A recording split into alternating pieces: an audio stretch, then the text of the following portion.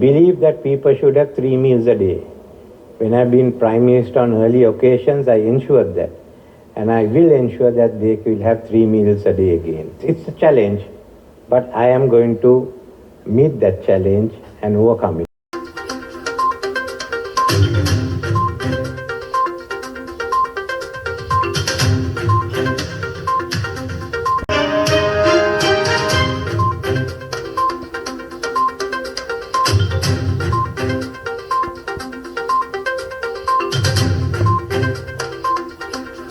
What was once named as the agitation site of Colombo has now been renamed as Gota Gogama, which loosely translates to Gota Go Village, by the youth of Sri Lanka, as Sri Lanka now continues days on end of protests against the Rajapaksa-led government near the premises of the Presidential Secretariat here in Colombo.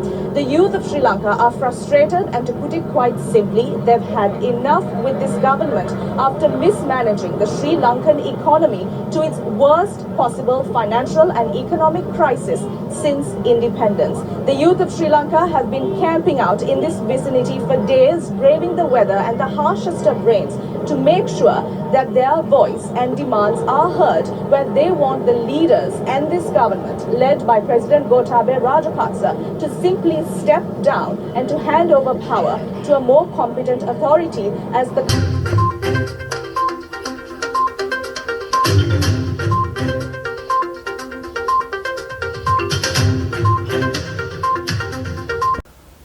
Lanka's Prime Minister Ranil Wickremesinghe will take charge as the finance minister, the president's office has announced.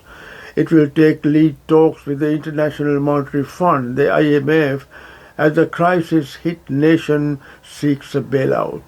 Prime Minister Ranil Wickremesinghe was sworn in as Finance, Economic Stabilization and National Policies Minister before President Rajapaksa. Ali Sabri, the previous finance minister who started talks with the IMF in April, quit in early May when the cabinet was dissolved after Prime Minister Rajapaksa resigned. The finance minister's appointment is extremely crucial because he needs to get the ball rolling on a new budget, talks with the IMF and spearhead fiscal support, said Lakshmi Fernando, macroeconomist for Sri Lanka-based investment from Asia Securities. Wickremesinghe lays his immediate plans.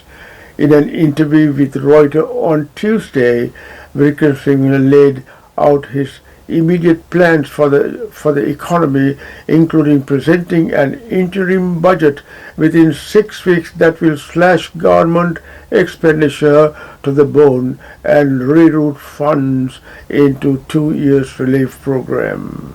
And is there any other message you have for the world? You've just taken on a very challenging job. What would your message be to people watching this around the world as well?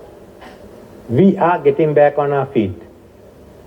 We need your assistance for a year. Whatever we get from you, we'll repay. Certainly. And help us to do it. We are the longest and the oldest democracy in Asia. On Tuesday, the World Bank said it is not planning to provide any new financing to Sri Lanka until an adequate economic policy framework has been implemented.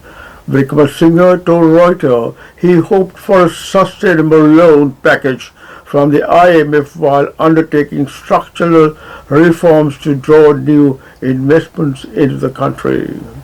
Sri Lanka PM trying to fast-track IMF talks. The PM is seeking $4 billion from the IMF, China and Japan to pay for food and fuel, even as he slashes the budget to bare bones. Sri Lanka is looking to fast-track talks with the International Monetary Fund and agree on a loan by mid-June to approach other leaders for urgently needed funds. The bankrupt nation will slash its budget expenditure to bare bones and hopes to break even or post a primary surplus of 1% of gross domestic product by 2025, Prime Minister Ranil Wickremesinghe said in an interview at his office in Colombo Wednesday. Even so, that would be smaller than 2% surplus the IMF has sought, which could be a sticking point, as reported by Bloomberg on 26 May.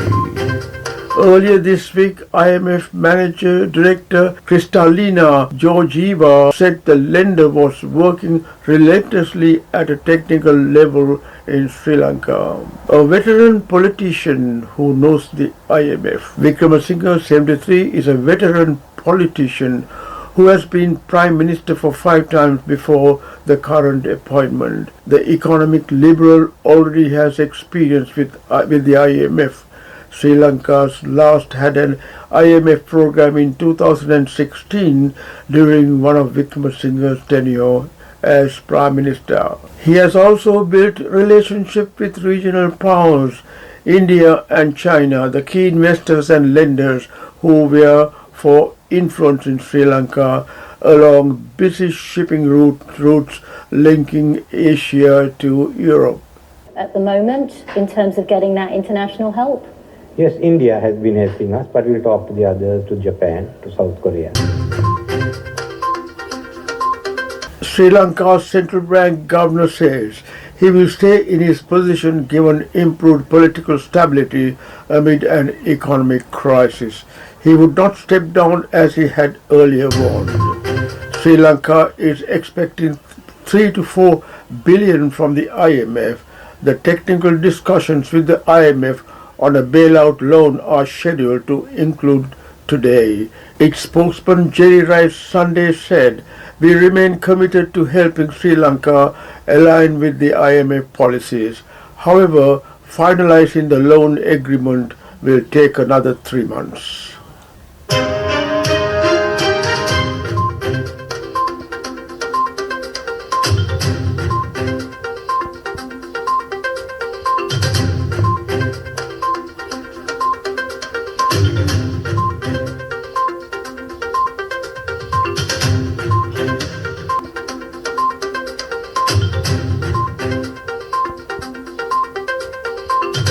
IMF Managing Director Kristalina Georgieva, speaking to the BBC yesterday, declared governments need to subsidize the cost of food and energy for the poorest members of the society, and without the correct support, the protests seen in Sri Lanka could be repeated in other countries. However, the IMF prescription for the bailout loan will deepen the attacks on working people's social rights and living standards, pushing many more into poverty, power and energy, minister said. On Thursday, Governor P. Nandalal Veerasinghe also said that the Central Bank of Sri Lanka had nearly finalized plans to restructure the country's debt, and proposals would be submitted to the cabinet soon, possibly Friday. Kanchana Wijesekara said in a message on Tuesday that petrol prices would increase by 20-24%, while diesel prices would rise by 35 to 38% with immediate effect. That is the latest news of the happenings in Sri Lanka. Let us meet again. Till then, stay safe and goodbye for now.